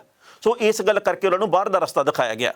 ਕਈ ਲੋਕਾਂ ਦਾ ਹੁਣ ਇਹ ਕਹਿਣਾ ਜੀ ਕਿ ਚੜੂਨੀ ਹੋਰੀ ਬਿਲਕੁਲ ਸਹੀ ਹੈ ਤੇ ਕੁਝ ਕੁ ਲੋਕਾਂ ਦਾ ਕਹਿਣਾ ਕਿ ਇਹ ਵੇਲਾ ਰਾਜਨੀਤੀ ਦੀ ਗੱਲ ਕਰਨ ਦਾ ਨਹੀਂ, ਇਹ ਵੇਲਾ ਅਸਲ ਦੇ ਵਿੱਚ ਹੈਗਾ ਖੇਤੀ ਕਾਨੂੰਨਾਂ ਦੇ ਖਿਲਾਫਤ ਕਰਨ ਦਾ ਤੇ ਇਹ ਕਾਨੂੰਨ ਰੱਦ ਕਰਵਾਉਣ ਦਾ। ਹੁਣ ਲੋਕਾਂ ਦੇ ਇੱਕ ਹਿੱਸੇ ਦੇ ਵੱਲੋਂ ਇਹ ਵੀ ਗੱਲ ਕਹੀ ਜਾ ਰਹੀ ਹੈ ਕਿ ਜਦੋਂ ਅਸੀਂ ਇੱਥੋਂ ਪੰਜਾਬ ਦੇ ਵਿੱਚੋਂ, ਹਰਿਆਣੇ 'ਚੋਂ, UP 'ਚੋਂ, ਰਾਜਸਥਾਨ 'ਚੋਂ ਤੁਰੇ ਸੀਗੇ, ਉਦੋਂ ਅਸੀਂ ਕੋਈ ਰਾਜਨੀਤਿਕ ਮਨਸੂਬੇ ਤਹਿਤ ਨਹੀਂ ਤੁਰੇ। ਉਦੋਂ ਸਾਡਾ ਇਕਲੌਤਾ ਮਨੋਰਥ ਸੀਗਾ ਕਿ ਅਸੀਂ ਖੇਤੀਬਾੜੀ ਕਾਨੂੰਨ ਰੱਦ ਕਰਵਾ ਕੇ ਮੁੜਾਂਗੇ, ਖੇਤੀ ਕਾਨੂੰਨਾਂ ਦੇ ਉੱਤੇ ਕਾਂਟਾ ਫਰਵਾਏ ਬਿਨਾਂ ਅਸੀਂ ਆਉਣਾ ਨਹੀਂ। ਜੇਕਰ ਅਸੀਂ ਸਮੇਂ ਦੇ ਨਾਲ ਆਪਣੇ ਵਿਚਾਰ ਬਦਲ ਲਈਏ ਤਾਂ ਉਹਦੇ ਨਾਲ ਇੱਕ ਵੱਡਾ ਪੁਆੜਾ ਵੀ ਪੈ ਸਕਦਾ। ਉਹ ਕਿਹੜਾ ਪੁਆੜਾ? ਮੰਨ ਲਓ ਵੀ ਅੱਜ ਉੱਥੇ ਲੱਖਾਂ ਦੀ ਗਿਣਤੀ ਵਿੱਚ ਕਿਸਾਨ ਬੈਠੇ, 1 ਲੱਖ ਕਿਸਾਨ ਬੈਠਾ ਹੋਵੇ, ਉਸ 1 ਲੱਖ ਦੇ ਵਿੱਚੋਂ ਕਈ ਹਜ਼ਾਰ ਕਿਸਾਨ ਆ ਜਿਹੜੇ ਉਹ ਕਾਂਗਰਸ ਦੇ ਸਮਰਥਕ ਵੀ ਹੋਣਗੇ, ਉਹਦੇ ਵਿੱਚੋਂ ਵੱਡੀ ਗਿਣਤੀ ਵਿੱਚ ਕਿਸਾਨ ਅਕਾਲੀ ਦਲ ਦੇ ਸਮਰਥਕ ਵੀ ਹੋਣਗੇ, ਬਹੁਤ ਸਾਰੇ ਕਿਸਾਨ ਆਮ ਆਦਮੀ ਪਾਰਟੀ ਦੇ ਸਮਰਥਕ ਵੀ ਹੋ ਸਕਦੇ ਆ, ਕਈ ਉੱਥੇ ਬਸਪਾ ਦੇ ਸਮਰਥਕ ਵੀ ਹੋ ਸਕਦੇ ਆ, ਕਈ ਉੱਥੇ ਆਜ਼ਾਦ ਵਿਚਾਰਧਾਰਾ ਵਾਲੇ ਵੀ ਹੋ ਸਕਦੇ ਆ। ਕੋਈ ਇਹ ਵੀ ਸੋਚ ਸਕਦਾ ਵੀ ਆਪਾਂ ਤਾਂ ਨੋਟਾਂ ਨੂੰ ਵੋਟ ਪਾਉਣੀ ਆ, ਕੋਈ ਇਹ ਵੀ ਕਹਿ ਸਕਦਾ ਕਿ ਆਪਾਂ ਨੂੰ ਤਾਂ ਫਲਾਣੀ ਪਾਰਟੀ ਹੀ ਠੀਕ ਹੈ, ਰਵਾਇਤੀ ਪਾਰਟੀਆਂ ਦੇ ਵਿੱਚ ਕੋਈ ਨੁਕਸ ਨਹੀਂ। ਪਰ ਜੇਕਰ ਕਿਸਾਨ ਆਗੂ ਇਸ ਵੇਲੇ ਰਾਜਨੀਤਿਕ ਪਾਰਟੀ ਦਾ ਐਲਾਨ ਕਰ ਦਿੰਦੇ ਆ ਤਾਂ ਨਾਲ ਦੀ ਨਾਲ ਹੀ ਇਹ ਜਿਹੜਾ ਮੋਰਚਾ ਕਈ ਹਿੱਸਿਆਂ 'ਚ ਵੰਡਿਆ ਜਾਣਾ। ਜਿਹੜੇ ਅਕਾਲੀ ਦਲ ਦੇ ਸਮਰਥਕ ਕਿਸਾਨ ਹੋਣਗੇ ਉਹਨਾਂ ਨੇ ਵਾਪਸ ਮੁੜ ਆਉਣਾ ਵੀ ਇਹ ਤਾਂ ਸਾਡੀ ਪਾਰਟੀ ਦੀ ਗੱਲ ਨਹੀਂ ਕਰਦੇਗੇ, ਇਹਨਾਂ ਨੇ ਤਾਂ ਆਪਦੀ ਪਾਰਟੀ ਬਣਾ ਲਈ ਹੈ। ਜੇ ਕਾਂਗਰਸ ਸਮਰਥਕ ਉੱਤੇ ਬੈਠੇ ਆ ਉਹਨਾਂ ਨੇ ਵੀ ਵਾਪਸ ਮੁੜ ਆਉਣਾ। ਹੁਣ ਤਾਂ ਮੁੱਦਾ ਸਿਰਫ ਕਿਸਾਨੀ ਆ, ਖੇਤੀ ਕਾਨੂੰਨ ਆ, ਤਾਂ ਕਰਕੇ ਅਸੀਂ ਇਕੱਠੇ ਬੈਠੇ ਆ। ਪਰ ਜਿਸ ਦਿਨ ਨਵੀਂ ਪਾਰਟੀ ਬਣ ਜਾਂਦੀ ਹੈ, ਜੇਕਰ ਅੱਜ ਪਾਰਟੀ ਬਣ ਜਾਂਦੀ ਹੈ, ਇਹਦੇ ਨਤੀਜੇ ਮੇਰੇ ਖਿਆਲ ਦੇ ਮੁਤਾਬਕ ਬਹੁਤੇ ਚੰਗੇ ਅੱਜ ਦੀ ਤਰੀਕ ਦੇ ਵਿੱਚ ਨਹੀਂ ਆਉਣਾ। ਜੇਕਰ ਉੱਥੇ ਕਿਸਾਨਾਂ ਦੇ ਵਿੱਚ ਹੀ ਪਾਟੋ ਧਾੜ ਹੋ ਗਈ ਰਾਜਨੀਤਿਕ ਤੌਰ ਦੇ ਉੱਤੇ, ਤਾਂ ਫਿਰ ਅਸੀਂ ਆਉਂਦੇ ਸਮੇਂ ਦੇ ਵਿੱਚ ਕਿਹੜਾ ਚੰਗਾ ਸੁਨੇਹਾ ਦੇਵਾਂਗੇ। ਤੁਸੀਂ ਦੇਖਿਆ ਹੀ ਹੋਣਾ ਪਿਛਲੇ ਦਿਨੀ ਜਦੋਂ ਆ ਦੂਜੀ ਲਹਿਰ ਕਰੋਨਾ ਦੀ ਨਹੀਂ ਸੀ ਆਈ, ਉਦੋਂ ਕਿੰਨੇ ਵੱਡੇ ਪੱਧਰ ਦੇ ਉੱਤੇ ਕਿਸਾਨ ਆ ਜਿਹੜੇ ਕਦੇ ਕਿਹੜੀ ਪਾਰਟੀ ਦੇ ਮਗਰ ਝੰਡੀ ਲੈ ਕੇ ਤੁਰ ਪਏ, ਕਦੇ ਕਿਹੜੀ ਪਾਰਟੀ ਦੇ ਮਗਰ। ਮਤਲਬ ਇਹ ਵੀ ਸਾਡੇ ਵਿੱਚੋਂ ਪਾਰਟੀਬਾਜ਼ੀ ਹਾਲੇ ਨਿਕਲੀ ਨਹੀਂ। ਅਸੀਂ ਕਿਸਾਨ ਹੈਗੇ ਆ, ਪਰ ਸਾਡੇ ਵਿੱਚੋਂ ਕਈ ਇਹੋ ਜਿਹੇ ਜਿਹੜੇ ਹਾਲੇ ਵੀ ਵੱਖ-ਵੱਖ ਰਵਾਇਤੀ ਪਾਰਟੀਆਂ ਦੇ ਕੱਟੜ ਸਮਰਥਕ ਹੈ। ਉਹ ਕਦੋਂ ਚਾਹਣਗੇ ਕਿ ਨਵੀਂ ਪਾਰਟੀ ਬਣੀ ਹੈ ਤੇ ਅਸੀਂ ਉਧਰਲੇ ਪਾਸੇ ਨੂੰ ਤੁਰ ਪਈਏ। ਉਹਨਾਂ ਨੂੰ ਆਪਣੀ ਪੁਰਾਣੀ ਪਾਰਟੀ ਦੇ ਵਿੱਚੋਂ ਹੀ ਸਾਰਾ ਪੰਜਾਬ ਦਿਸਦਾ। ਉਹਨਾਂ ਨੂੰ ਇਹ ਲੱਗਦਾ ਅੱਜ ਵੀ ਕਿ ਸਾਰੇ ਪਾਰ ਉਤਾਰੇ ਇਹਨਾਂ ਸਾਡੀਆਂ ਰਵਾਇਤੀ ਪਾਰਟੀਆਂ ਨਹੀਂ ਕਰਨੀਆਂ। ਸੋ ਇਸ ਕਰਕੇ ਮੈਂ ਇੱਕ ਉਦਾਹਰਨ ਦਿੰਦਾ ਹੁੰਦਾ ਵੀ ਜੇ ਅੱਜ ਕੋਈ ਵੀ ਕਲਾਕਾਰ ਆ, ਉਹ ਜਦੋਂ ਤੱਕ ਨਹੀਂ ਕਿਸੇ ਰਾਜਨੀਤਿਕ ਪਾਰਟੀ ਦੇ ਵਿੱਚ ਗਿਆ, ਉਹਨੂੰ ਅਕਾਲੀ, ਕਾਂਗਰਸੀ, ਆਪ ਵਾਲੇ, ਬਸਪਾ ਵਾਲੇ ਸਾਰੇ ਸੁਣਦੇ ਆ। ਪਰ ਜਦੋਂ ਕਿਸੇ ਇੱਕ ਪਾਰਟੀ 'ਚ ਚਲਾ ਗਿਆ ਤਾਂ ਉਸ ਪਾਰਟੀ ਦੇ ਵੱਲੋਂ ਤਾਂ ਉਹਦੀ ਭਾਵੇਂ ਕਦਰ ਕੀਤੀ ਜਾਂਦੀ ਹੋਵੇ, ਪਰ ਬਾਕੀ ਪਾਰਟੀਆਂ ਦੇ ਸਮਰਥਕ ਆ ਜਿਹੜੇ ਉਹਨੂੰ ਆਪਣਾ ਕਲਾਕਾਰ ਮੰਨਣਾ ਬੰਦ ਕਰ ਦਿੰਦੇ ਆ। ਉਸੇ ਤਰੀਕੇ ਦੇ ਨਾਲ ਜੇਕਰ ਕਿਸਾਨਾਂ ਦੇ ਵੱਲੋਂ ਅੱਜ ਪਾਰਟੀ ਬਣਾਈ ਜਾਂਦੀ ਆ ਕਾਨੂੰਨ ਰੱਦ ਹੋਣ ਤੋਂ ਪਹਿਲਾਂ, ਤਾਂ ਇਹਦਾ ਮਤਲਬ ਇਹ ਆ ਕਿ ਫਿਰ ਕਿਸਾਨ ਵੀ ਵੰਡੇ ਜਾਣਗੇ ਵੀ ਭਾਈ ਇੰਨੇ ਕੁ ਕਿਸਾਨ ਆ ਜਿਹੜੇ ਉਹ ਜੀ ਹੈਗੇ ਆਜ਼ਾਦ ਵਿਚਾਰਧਾਰਾ ਵਾਲੇ, ਤੇ ਬਾਕੀ ਰਵਾਇਤੀ ਪਾਰਟੀਆਂ ਵਾਲੇ ਵੱਖਰੇ ਖੜ ਜਾਣਗੇ। ਸੋ ਇਸ ਕਰਕੇ ਗੁਰਨਾਮ ਸਿੰਘ ਚੜੂਨੀ ਤੇ ਜਿਹੜੇ ਪੰਜਾਬ ਦੇ ਬਾਕੀ ਨੇਤਾ ਹੈਗੇ ਕਿਸਾਨ ਆਗੂ, ਉਹਨਾਂ ਦੇ ਵਿੱਚ ਵਿਚਾਰਧਾਰਕ ਮਤਭੇਦ ਪੈਦਾ ਹੋਏ ਆ। ਪਰ ਇਹਦਾ ਅਰਥ ਇਹ ਆਪਾਂ ਨੂੰ ਬਿਲਕੁਲ ਨਹੀਂ ਕੱਢਣਾ ਚਾਹੀਦਾ ਤੇ ਇਹ ਗੱਲ ਬਿਲਕੁਲ ਨਹੀਂ ਪ੍ਰਚਾਰਨੀ ਚਾਹੀਦੀ ਵੀ ਇਹ ਮੋਰਚਾ ਟੁੱਟ ਗਿਆ, ਇਹ ਮੋਰਚਾ ਤਾਂ ਖਿੰਡ ਗਿਆ, ਇਸ ਮੋਰਚੇ ਦੇ ਵਿੱਚੋਂ ਨਿਕਲਣਾ ਕੁਝ ਨਹੀਂ ਗਾ। ਜੇਕਰ ਚੜੂਨੀ ਸਾਹਿਬ ਨੂੰ ਅੱਜ ਇਸ ਗੱਲ ਦੇ ਉੱਤੇ ਦੁੱਖ ਨਹੀਂ ਕਿ ਉਹ ਕਹਿ ਰਹੇ ਆ ਜੀ ਕਿ ਮੈਂ ਬਿਲਕੁਲ ਠੀਕ ਆ, ਮੈਂ ਸਵਾਗਤ ਕਰਦਾ ਫੈਸਲੇ ਦਾ, ਮੈਂ ਬਿਲਕੁਲ ਸਹਿਮਤ ਹਾਂ ਦੇ ਨਾਲ, ਮੈਂ 8ਵੇਂ ਦਿਨ ਆ ਜਾਊਂਗਾ, ਤੇ ਮੈਂ ਤੁਸੀਂ ਕੌਣ ਹੁੰਦੇ ਜਿਹੜੇ ਇਹ ਗੱਲ ਕਹਿ ਵੀ ਚੜੂਨੀ ਨਾਲ ਧੱਕਾ ਬਹੁਤ ਹੋ ਗਿਆ। ਸੋ ਮਰਜ਼ੀ ਆ ਉਹਨਾਂ ਦੀ, ਉਹ ਕਿਹੜੇ ਰੂਪ ਦੇ ਵਿੱਚ ਗੱਲ ਨੂੰ ਸਵੀਕਾਰ ਕਰਦੇ ਆ। ਪਰ ਕਿਸਾਨਾਂ ਦੀ ਏਕਤਾ ਬਰਕਰਾਰ ਰਹਿਣੀ ਚਾਹੀਦੀ ਹੈ, ਕਿਸਾਨ ਆਗੂ ਇੱਕ ਰਹਿਣੇ ਚਾਹੀਦੇ ਆ, ਕਿਉਂਕਿ ਜਦੋਂ ਇਹੋ ਜਿਹੀ ਪਾਟੋ ਧਾੜ ਦੀ ਖਬਰ ਆਊਗੀ ਨਾਲ ਦੀ ਨਾਲ ਬਾਛਾਂ ਖਿੜ ਜਾਂਦੀਆਂ ਕੇਂਦਰ ਦੀ ਸਰਕਾਰ ਦੀਆਂ ਵੀ ਇਹ ਤਾਂ ਹੁਣ ਗਏ, ਹੁਣ ਇਹ ਮੁੜ ਜਾਣਗੇ, ਹੁਣ ਆਪਾਂ ਨੂੰ ਕੋਈ ਵੀ ਮੀਟਿੰਗ ਕਰਨ ਦੀ ਜ਼ਰੂਰਤ ਨਹੀਂ। ਉਹ ਪਹਿਲਾਂ ਨਹੀਂ ਕਰਕੇ ਰਾਜ਼ੀ, ਬਾਅਦ ਦੇ ਵਿੱਚ ਇੱਕ ਬਹਾਨਾ ਮਿਲ ਜਾਂਦਾ। ਪੰਜਾਬ ਦੀ ਕਾਂਗਰਸ ਦੇ ਵਿੱਚ ਵੱਡੇ ਪੱਧਰ ਦੇ ਉੱਤੇ 2-4 ਦਿਨਾਂ ਦੇ ਵਿੱਚ ਫੇਰ ਬਦਲ ਹੋਣ ਦੀ ਪੂਰੀ ਸੰਭਾਵਨਾ। ਅੱਜ ਜੋ ਭਰੋਸੇਯੋਗ ਸੂਤਰਾਂ ਦੇ ਵੱਲੋਂ ਜਾਣਕਾਰੀ ਦਿੱਤੀ ਗਈ ਆ, ਉਹਦੇ ਮੁਤਾਬਕ ਇਹ ਪਤਾ ਲੱਗਾ ਕਿ ਨਵਜੋਤ ਸਿੰਘ ਸਿੱਧੂ ਨੂੰ ਕਾਂਗਰਸ ਦਾ ਪ੍ਰਧਾਨ ਬਣਾਉਣ ਦੀ ਤਿਆਰੀ ਲਗਭਗ ਮੁਕੰਮਲ ਹੋ ਚੁੱਕੀ ਹੈ। ਹਾਲਾਂਕਿ ਇਹ ਗੱਲ ਹੈ ਜਿਹੜੀ ਉਹ ਅਧਿਕਾਰਤ ਤੌਰ ਦੇ ਉੱਤੇ ਨਸ਼ਰ ਨਹੀਂ ਕੀਤੀ ਗਈ, ਪਰ ਜੋ ਕਾਂਗਰਸੀ ਸੂਤਰ ਹੈ, ਜੋ ਦਿੱਲੀ ਦੇ ਵਿੱਚੋਂ ਜਾਣਕਾਰੀ ਨਿਕਲ ਕੇ ਆਈ ਆ, ਉਹ ਇਹ ਹੈ ਵੀ ਸਾਰੀ ਦੀ ਸਾਰੀ ਤਿਆਰੀ ਮੁਕੰਮਲ ਕਰ ਲਈ ਗਈ ਹੈ। ਬਸ ਰਸਮੀ ਤੌਰ ਦੇ ਉੱਤੇ ਐਲਾਨ ਕਰਨਾ ਬਾਕੀ ਆ। ਉਹ ਭਾਵੇਂ ਘੰਟੇ ਨੂੰ ਐਲਾਨ ਕਰ ਦੇਣ ਤੇ ਉਹ ਭਾਵੇਂ 4 ਦਿਨ ਠਹਿਰ ਕੇ ਐਲਾਨ ਕਰ ਦੇਣ, ਪਰ ਇਸ ਥਾਂ ਦੇ ਉੱਤੇ ਵੀ ਕੈਪਟਨ ਅਮਰਿੰਦਰ ਸਿੰਘ ਨੇ ਆਪਣੀ ਜ਼ਿੱਦ ਪੁਗਾ ਲਈ ਕਹਿ ਲਈਏ, ਜਾਂ ਕਹਿ ਦਈਏ ਉਹਨਾਂ ਦੀ ਪੇਸ਼ ਚੱਲ ਗਈ ਇਹ ਕਹਿ ਦਈਏ, ਜਾਂ ਕੋਈ ਵੀ ਇਹਦੇ ਲਈ ਸ਼ਬਦ ਜੋੜ ਲਈਏ, ਕਿਉਂਕਿ ਕੈਪਟਨ ਅਮਰਿੰਦਰ ਸਿੰਘ ਨੇ ਹਾਈ ਕਮਾਨ ਦੇ ਕੋਲੇ ਜਾ ਕੇ ਇਹ ਗੱਲ 2 ਟੁਕ ਕਹਿਤੀ ਸੀ ਵੀ ਜੇਕਰ ਤੁਸੀਂ ਸਿੱਧੂ ਨੂੰ ਮੇਰੇ ਉੱਤੇ ਬਿਠਾਉਣਾ ਚਾਹੁੰਦੇ ਤਾਂ ਆ ਮੇਰਾ ਅਸਤੀਫਾ ਲੈ ਲਓ। ਪਰ ਹਾਂ, ਇਹ ਜ਼ਰੂਰ ਹੋ ਸਕਦਾ ਕਿ ਜੇਕਰ ਸਿੱਧੂ ਨੂੰ ਪ੍ਰਧਾਨ ਬਣਾਉਣਾ ਤੇ ਇੱਕ ਨਹੀਂ 3 ਪ੍ਰਧਾਨ ਬਣਾਉਣੇ ਪੈਣਗੇ। ਉਹਦੇ ਵਿੱਚੋਂ ਇੱਕ ਦਲਿਤ ਭਾਈਚਾਰੇ ਦਾ ਹੋਣਾ ਚਾਹੀਦਾ, ਇੱਕ ਹੋਣਾ ਚਾਹੀਦਾ ਹਿੰਦੂ ਭਾਈਚਾਰੇ ਦਾ, ਕਿਉਂਕਿ ਲੋਕਾਂ ਦੇ ਵਿੱਚ ਇਹ ਸੁਨੇਹਾ ਨਹੀਂ ਜਾਣਾ ਚਾਹੀਦਾ ਵੀ ਮੁੱਖ ਮੰਤਰੀ ਵੀ ਜੱਟ ਆ ਤੇ ਪ੍ਰਧਾਨ ਵੀ ਕਾਂਗਰਸ ਦਾ ਜੱਟ ਆ ਤੇ ਫਿਰ ਆਪਾਂ ਨੂੰ ਬਾਕੀ ਭਾਈਚਾਰਿਆਂ ਨੇ ਵੋਟਾਂ ਕਿਵੇਂ ਪਾਉਣੀਆਂ। ਤੇ ਮੰਨ ਲਈ ਗਈ ਆ ਉਹਨਾਂ ਦੀ ਹਾਈ ਕਮਾਨ ਦੇ ਵੱਲੋਂ, ਪਤਾ ਇਹ ਲੱਗਾ ਵੀ ਇੱਕ ਦਲਿਤ ਭਾਈਚਾਰੇ ਦਾ ਕਾਰਜਕਾਰੀ ਪ੍ਰਧਾਨ ਹੋ ਸਕਦਾ, ਇੱਕ ਹਿੰਦੂ ਭਾਈਚਾਰੇ ਦਾ ਕਾਰਜਕਾਰੀ ਪ੍ਰਧਾਨ ਹੋ ਸਕਦਾ। ਪ੍ਰਧਾਨ ਪੰਜਾਬ ਦੇ ਮੁਕੰਮਲ ਜਿਹੜੇ ਉਹ ਨਵਜੋਤ ਸਿੱਧੂ ਹੋਣਗੇ, ਪਰ ਕਾਰਜਕਾਰੀ ਪ੍ਰਧਾਨ 2 ਹੋਰ ਲਾਏ ਜਾ ਰਹੇ ਆ ਤੇ ਇਹ ਦੋਵੇਂ ਜਾਣੇ ਆ ਜਿਹੜੇ ਉਹ ਕੈਪਟਨ ਅਮਰਿੰਦਰ ਸਿੰਘ ਦੇ ਨੇੜਲਿਆਂ ਦੇ ਵਿੱਚੋਂ ਹੋਣਗੇ, ਚਹੇਤਿਆਂ ਦੇ ਵਿੱਚੋਂ ਹੋਣਗੇ। ਕਹਿਣ ਦਾ ਭਾਵ ਇਹ ਜੀ ਕਿ ਆਉਂਦੇ ਸਮੇਂ ਦੇ ਵਿੱਚ ਬੇਸ਼ੱਕ ਨਵਜੋਤ ਸਿੰਘ ਸਿੱਧੂ ਕੈਪਟਨ ਅਮਰਿੰਦਰ ਸਿੰਘ ਦੀ ਸੁਣਨ ਜਾਂ ਨਾ ਸੁਣਨ, ਪਰ ਕਾਰਜਕਾਰੀ ਪ੍ਰਧਾਨ ਤਾਂ ਸੁਣਨਗੇ ਹੀ ਜਦੋਂ ਆਪਣੇ ਬੰਦੇ ਫਿੱਟ ਕੀਤੇ ਆ। ਇਹੋ ਜਿਹੀਆਂ ਕਨਸੂਆਂ ਮਿਲੀਆਂ ਹੈਗੀਆਂ। ਉਸ ਤੋਂ ਅਗਲੀ ਗੱਲ ਇਹ ਹੈ ਜੀ ਕਿ ਆਉਂਦੇ ਸਮੇਂ ਦੇ ਵਿੱਚ ਨਵਜੋਤ ਸਿੰਘ ਸਿੱਧੂ ਦੇ ਹੱਥ ਦੇ ਵਿੱਚ ਕਿੰਨੀ ਕੁ ਪਾਵਰ ਹੋਊਗੀ, ਕਿੰਨੀ ਕੁ ਤਾਕਤ ਹੋਊਗੀ, ਇਹ ਵੀ ਸਮਾਂ ਦੱਸੂਗਾ। ਕਿਉਂਕਿ ਹੁਣ ਤੱਕ ਜੋ ਸੁਨੀਲ ਜਾਖੜ ਹੋਰਾਂ ਦੇ ਉੱਤੇ ਦੋਸ਼ ਲੱਗੇ ਆ, ਆਪਣੀ ਹੀ ਪਾਰਟੀ ਦੇ ਕੁਝ ਲੋਕਾਂ ਨੇ ਸਮੇਂ-ਸਮੇਂ ਤੇ ਲਾਏ ਆ ਵੀ ਪੰਜਾਬ ਦੀ ਕਾਂਗਰਸ ਨੂੰ ਬਹੁਤਾ ਇਹ ਮਜ਼ਬੂਤ ਨਹੀਂ ਕਰ ਸਕੇ, ਜ਼ਿਲ੍ਹਾ ਪੱਧਰੀ ਮੀਟਿੰਗਾਂ ਨਹੀਂ ਹੋਈਆਂ, ਕਾਂਗਰਸ ਦੇ ਵਿਚਲੀ ਫਿੱਕ ਆ ਜਿਹੜੀ ਉਹ ਦੂਰ ਨਹੀਂ ਕਰ ਸਕੇ। ਸੋ ਜਿਹੜਾ ਹਮਲਾ ਵੱਜਣਾ ਚਾਹੀਦਾ ਸੀ ਦੋਸ਼ਾਂ ਦੇ ਮੁਤਾਬਕ ਉਹ ਨਹੀਂ ਵੱਜਿਆ। ਹੁਣ ਜਦੋਂ ਸੁਨੀਲ ਜਾਖੜ ਦੀ ਛੁੱਟੀ ਤੈਅ ਹੋ ਚੁੱਕੀ ਹੈ, ਉਹਨਾਂ ਨੂੰ ਕਿਹੜੇ ਅਹੁਦੇ ਦੇ ਉੱਤੇ ਐਡਜਸਟ ਕੀਤਾ ਜਾਊਗਾ, ਸਵਾਲਾਨਾ ਸਵਾਲ ਇਹ ਵੀ ਹੈ। ਇਹ ਵੀ ਹੋ ਸਕਦਾ ਕਿ ਵਿਧਾਨ ਸਭਾ ਦੀ ਚੋਣ ਉਹ ਲੜਨ, ਫਿਰ ਆਪਣੇ ਪੁਰਾਣੇ ਹਲਕੇ ਤੋਂ ਜਾ ਕੇ ਪਰ ਗੱਲ ਇਹ ਹੈ ਕਿ ਉਨੀ ਦੇਰ ਤੱਕ ਉਹਨਾਂ ਨੂੰ ਕਿਹੜੇ ਅਹੁਦੇ ਦੇ ਉੱਤੇ ਐਡਜਸਟ ਕੀਤਾ ਜਾਊਗਾ। ਸੋ ਨਵਜੋਤ ਸਿੰਘ ਸਿੱਧੂ ਦੇ ਖੇਮੇ ਦੇ ਲਈ ਸ਼ਾਇਦ ਅੱਜ ਖੁਸ਼ੀ ਦੀ ਖਬਰ ਹੋਵੇ ਕਿ ਜੀ ਗੱਲ ਬਣ ਗਈ ਆ, ਹਾਈ ਕਮਾਨ ਸਾਡੇ ਮੂਹਰੇ ਝੁਕ ਗਈ ਹੈ ਜਾਂ ਹਾਈ ਕਮਾਨ ਨੇ ਸਾਡੀ ਮੰਨ ਲਈ ਹੈ।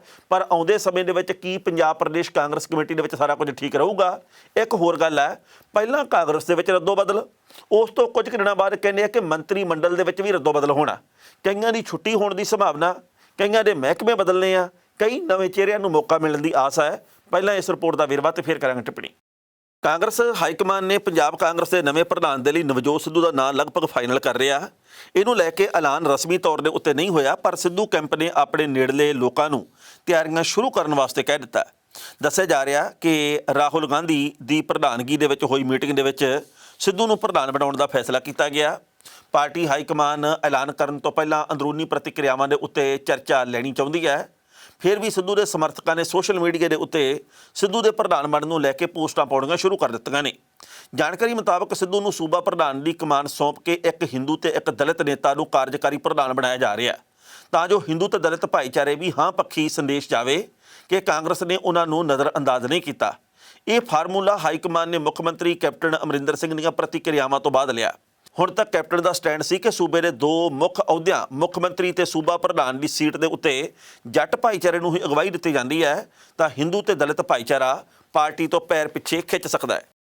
ਇਸ ਖਬਰ ਦੇ ਉੱਤੇ ਟਿੱਪਣੀ ਕਰਨ ਦੇ ਦੋਸਤੋ ਪਹਿਲੀ ਗੱਲ ਤਾਂ ਅਸੀਂ ਕਹਾਂਗੇ ਕਿ ਜਿਸ ਤਰੀਕੇ ਦੇ ਨਾਲ ਕੈਪਟਨ ਅਮਰਿੰਦਰ ਸਿੰਘ ਦੇ ਵੱਲੋਂ ਪਿਛਲੇ ਦਿਨੀ ਇਹ ਗੱਲ ਕਹੀ ਗਈ ਸੀ ਕਿ ਮੈਨੂੰ ਸਿੱਧੂ ਡਿਪਟੀ ਸੀਐਮ ਤੇ ਕਾਂਗਰਸ ਦੀ ਪ੍ਰਧਾਨਗੀ ਦੇ ਉੱਤੇ ਬਿਲਕੁਲ ਨਹੀਂ ਚਾਹੀਦਾ, ਉਸ ਤੋਂ ਬਾਅਦ ਇੱਕ ਨਵੀਂ ਸ਼ਸ਼ੋਪੰਜ ਪੈਦਾ ਹੋ ਗਈ ਸੀ। ਪਰ ਹਾਈ ਕਮਾਨ ਦੀ ਵੀ ਜ਼ਰੂਰਤ ਆ, ਕਿਉਂਕਿ ਪ੍ਰਸ਼ਾਂਤ ਕਿਸ਼ੋਰ ਨੇ ਵੀ ਕੈਪਟਨ ਅਮਰਿੰਦਰ ਸਿੰਘ ਨੂੰ ਇਹ ਗੱਲ ਕਹੀ ਹੈ ਕਿ ਵਾਅਦੇ ਆਪਣੇ ਕੋਲੋਂ ਪੂਰੇ ਨਹੀਂ ਹੋਏ, ਇਸ ਕਰਕੇ ਹੋ ਸਕਦਾ ਨਤੀਜੇ ਚੰਗੇ ਤੋਂ ਉਲਟ ਹੋਣ 2022 ਦੇ ਵਿੱਚ। ਹਾਈ ਕਮਾਨ ਤੱਕ ਵੀ ਇਹ ਸੁਨੇਹੇ ਪਹੁੰਚੇ ਆ ਕਿ ਐਤਕੀ ਕੈਪਟਨ ਅਮਰਿੰਦਰ ਸਿੰਘ ਦੇ ਚਿਹਰੇ ਨੂੰ ਵਰਤ ਕੇ ਪਿਛਲੀ ਵਾਰ ਵਾਂਗੂ ਚੋਣਾਂ ਜਿੱਤਣੀਆਂ ਸੌਖੀਆਂ ਨਹੀਂ, ਇਸ ਕਰਕੇ ਨਵਜੋਤ ਸਿੰਘ ਸਿੱਧੂ ਬਿਨਾਂ ਦਾਲ ਨਹੀਂ ਗਲਣੀ। ਹੁਣ ਅਗਲਾ ਪੰਗਾ ਇਹ ਪਊਗਾ ਮੈਨੂੰ ਲੱਗਦਾ ਆਉਂਦੇ ਸਮੇਂ ਦੇ ਵਿੱਚ ਕਿ ਜੇਕਰ ਪ੍ਰਧਾਨ ਰਹਿੰਦਿਆਂ ਨਵਜੋਤ ਸਿੰਘ ਸਿੱਧੂ ਨੇ ਕਿਹਾ ਜੀ ਕਿ ਮੈਂ ਜਲੰਧਰ ਦਾ ਫਲਾਣਾ ਪ੍ਰਧਾਨ ਬਣਾਉਣਾ, ਮੈਂ ਬਠਿੰਡੇ ਦਾ ਫਲਾਣਾ ਬਣਾਉਣਾ ਤੇ ਮੈਂ ਫਰੀਦਕੋਟ ਦਾ ਫਲਾਣਾ ਬਣਾਉਣਾ, ਮੈਂ ਕਪੂਰਥਲੇ ਦਾ ਫਲਾਣਾ ਬਣਾਉਣਾ, ਮੈਂ ਮੋਹਾਲੀ ਦਾ ਫਲਾਣਾ ਬਣਾਉਣਾ, ਤਾਂ ਇਹਦੇ ਵਿੱਚ ਹੋ ਸਕਦਾ ਕੈਪਟਨ ਅਮਰਿੰਦਰ ਸਿੰਘ ਦੀ ਅਸਹਿਮਤੀ ਹੋਵੇ। ਹੋ ਸਕਦਾ ਕੈਪਟਨ ਅਮਰਿੰਦਰ ਸਿੰਘ ਕਿਸੇ ਹੋਰ ਨੂੰ ਪ੍ਰਧਾਨ ਬਣਾਉਣਾ ਚਾਹੁੰਦੇ ਹੋਣ ਤੇ ਸਿੱਧੂ ਕਿਸੇ ਹੋਰ ਨੂੰ, ਇੱਥੇ ਫੇਰ ਖਿਲਾਰਾ ਪੈਣ ਦੀ ਸੰਭਾਵਨਾ। ਇਹ ਵੀ ਮੰਨਿਆ ਜਾ ਰਿਹਾ ਕਿ ਆਉਂਦੇ ਸਮੇਂ ਦੇ ਵਿੱਚ ਟਿਕਟਾਂ ਦੀ ਵੰਡ ਦੇ ਮਾਮਲੇ ਦੇ ਵਿੱਚ ਜੇਕਰ ਨਵਜੋਤ ਸਿੰਘ ਸਿੱਧੂ ਨੇ ਫੇਰ ਵੱਡਾ ਦਖਲ ਦੇਣਾ ਸ਼ੁਰੂ ਕੀਤਾ, ਫੇਰ ਵੀ ਪੰਗਾ ਪੈਣ ਦੀ ਪੂਰੀ ਸੰਭਾਵਨਾ। ਸੋ ਹਾਈਕਮਾਨ ਇਹ ਚਾਹੁੰਦੀ ਹੈ ਕਿ ਦੋਵਾਂ ਜਣਿਆਂ ਨੂੰ ਯਾਨੀ ਕਿ ਸਿੱਧੂ ਤੇ ਕੈਪਟਨ ਨੂੰ ਬਰਾਬਰ ਰੱਖਿਆ ਜਾਵੇ, ਪਰ ਦੋਵਾਂ ਦੇ ਬਰਾਬਰ ਰਹਿਣ ਦੀ ਆਸ ਨਜ਼ਰ ਨਹੀਂ ਆ ਰਹੀ। ਜਿਹੜੀ ਲੜਾਈ ਪਹਿਲਾਂ ਅੰਦਰਮੁਖੀ ਸੀ ਉਹ ਹੌਲੀ-ਹੌਲੀ ਬਾਹਰਮੁਖੀ ਹੋ ਗਈ। ਇਹ ਆਉਂਦੇ ਸਮੇਂ ਦੇ ਵਿੱਚ ਹੋਰ ਖਤਰਨਾਕ ਰੂਪ ਅਖਤਿਆਰ ਕਰ ਸਕਦੀ ਹੈ।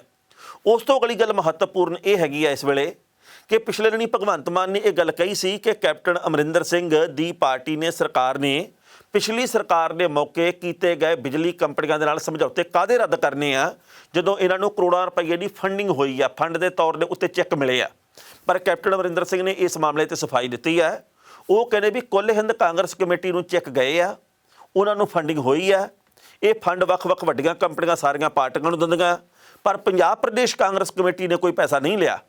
ਤੇ ਇਹ ਜਿਹੜਾ ਫੰਡ ਦਿੱਤਾ, ਦਾਨ ਦਿੱਤਾ ਜਾਂ ਨਹੀਂ ਦਿੱਤਾ, ਇਹਦੇ ਨਾਲ ਸਮਝੌਤੇ ਬਿਜਲੀ ਦੇ ਰੱਦ ਕਰਨੇ ਜਾਂ ਨਾ ਕਰਨੇ ਇਹਦੇ ਨਾਲ ਕੋਈ ਸੰਬੰਧ ਨਹੀਂ ਆ। ਇੱਕ ਹੋਰ ਜਾਣਕਾਰੀ ਆਈ ਹੈ, ਕੈਪਟਨ ਅਮਰਿੰਦਰ ਸਿੰਘ ਇਹ ਚਾਹੁੰਦੇ ਆ ਜੀ ਕਿ ਹੁਣ ਸਾਰੇ ਵਰਗਾਂ ਨੂੰ ਖੁਸ਼ ਕਰ ਲਈਏ, ਆਪਾਂ ਜੋ ਵਾਅਦੇ ਕੀਤੇ ਸੀ ਪੂਰੇ ਕਰ ਲਈਏ।